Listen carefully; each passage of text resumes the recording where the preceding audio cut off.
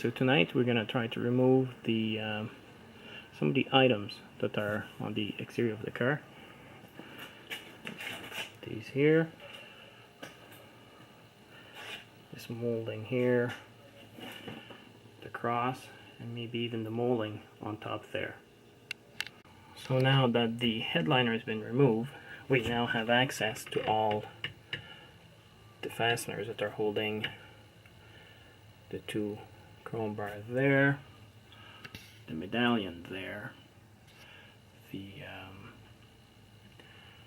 side molding all here,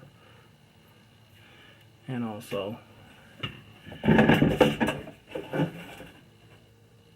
the bar in the middle, right there where the two pieces meet.